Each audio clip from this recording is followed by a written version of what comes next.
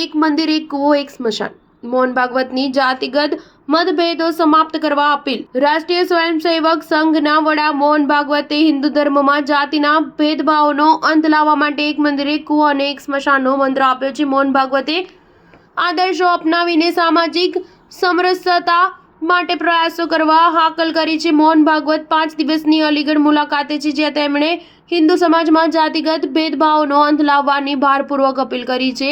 અલીગઢની મુલાકાતે આવેલા મોહન ભાગવતે 2 મુખ્ય શાખાઓ એચબી ઇન્ટર કોલેજ અને પંચનગરી પાર્ક ખાતે સ્વયંસેવકોને સંબોધિત કર્યા હતા. અલીગઢમાં સ્વયંસેવકોને સંબોધિત કરતા મોહન ભાગવતે કહ્યું કે આપણે બધા વર્ગોને સમાન સન્માન આપવું પડશે. આપણો ધર્મ છે, આપણી સંસ્કૃતિ છે. મોહન ભાગવતે કહ્યું કે સ્વયંસેવકોને સામાજિક સૌહાર્દ વધારવા માટે ધાર્મિક વિધિઓ, પરંપરાઓ અને સાંસ્કૃતિક મૂલ્યો પર ભાર મૂકવો જોઈએ. તેમજ આપણા તહેવારો માત્ર ઉજવણી નથી, પરંતુ તે સામાજિક એકતાના પ્રસંગો છે.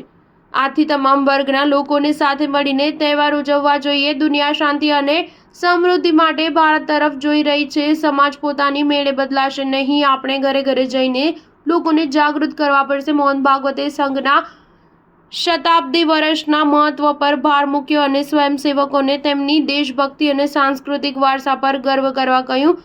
સ્વયંસેવકોએ દરેક ઘરમાં એકતા અને ભાઈચારાની ભાવના પેદા કરીને આ ભૂમિકા માટે પોતાને તૈયાર કરવા જોઈએ. તીજ જેવા તહેવારો સાથે મળીને ઉજવો. એકબીજાના ઘરે જાઓ અને સમાજના તમામ વર્ગના લોકોને આદર સાથે આમંત્રણ આપો, જેના કારણે સદભાવની ભાવના જાગશે. સ્ટાર ન્યૂઝ 7 હંમેશા સચ્ચાઈની સાથે.